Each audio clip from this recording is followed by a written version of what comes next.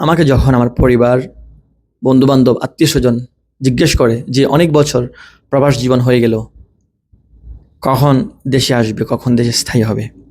বিশ্বাস করেন বুকটা কেঁপে ওঠে যে আমি কোন ভরসায়, কোন নিরাপত্তার ভরসায় দেশে যাব? যে দেশের প্রতিটা সেক্টর দুর্নীতিগ্রস্ত, যে দেশের প্রতিটা সেক্টর ধ্বংসের পথে।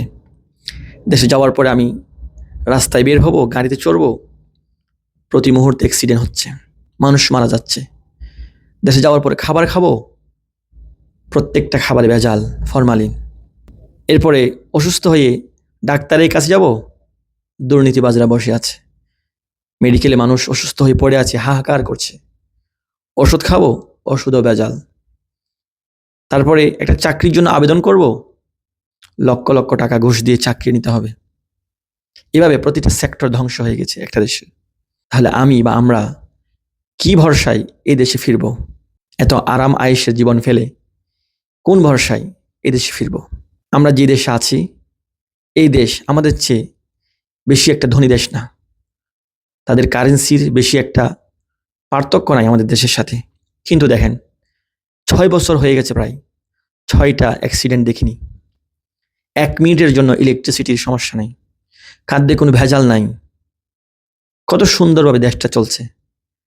তাহলে পার্থক্য কি? আমরা যখন কোনো একটা দুর্ঘটনা দেখি, তখন আমরা সবাই সরকারের বিরুদ্ধে আওয়াজ তুলে প্রতিবাদ করি যে এই দুর্ঘটনার দায় সরকারকে নিতে হবে। আপনি দেখবেন আগামীকাল সবাই রাস্তায় নেমে পড়বে। আজকে যে দৌলতিয়া ঘাটে অ্যাক্সিডেন্ট হলো, এতগুলো মানুষ মারা গেল, সবাই আওয়াজ তুলবে যে এই দুর্ঘটনার জন্য সরকারকে দায়ী করতে হবে, এই দুর্ঘটনার দায় সরকারকে নিতে হবে।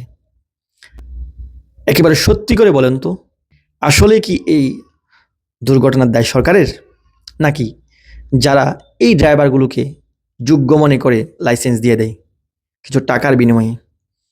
যে পুলিশগুলো এই অযোগ্য ড্রাইভারদেরকে রাস্তায় নামার জন্য সাহায্য করে, ঘুষের বিনিময়ে লাইসেন্স ব্যবস্থা করে দেয়, কাদেরকে দিবেন এই দায়? যে ড্রাইভারগুলো নেশা করে রাস্তায় নামে, গাড়ি চালায়, এদের বিরুদ্ধে কেউ আওয়াজ তোলে না কেন? যেই অফিসাররা ঘুষ খেয়ে লাইসেন্স দিয়ে দেয়, সেই ড্রাইভারের বিরুদ্ধে আওয়াজ তোলেন না কেন? যে পুলিশরা সাহায্য করে, তাদের বিরুদ্ধে আওয়াজ তোলেন না কেন? একবার বলবেন। একটা দেশের সরকার একা কখনো দেশকে পরিচালনা করতে পারে না যদি না দেশের মানুষ সরকারকে সাহায্য করে, যদি না পুলিশ সরকারকে সাহায্য করে, যদি না সরকারি কর্মকর্তারা সরকারকে সাহায্য করে। সরকার তো একজন মানুষ, সরকারকে আমরা সবাই মিলে সাহায্য করতে হবে, তাহলে দেশ এগিয়ে যাবে।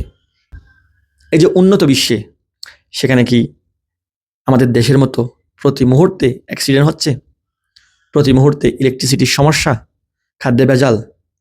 না। সেখানে কি একাই সরকার একটা দেশকে নিয়ন্ত্রণ করে? তাও না। সেখানে সরকারি কর্মকর্তারা সরকারকে সাহায্য করে, প্রশাসনের লোক সরকারকে সাহায্য করে। সেই কারণে এই দেশগুলো এগিয়ে যায়, এই দেশগুলো উন্নতির দিকে এগিয়ে যায়।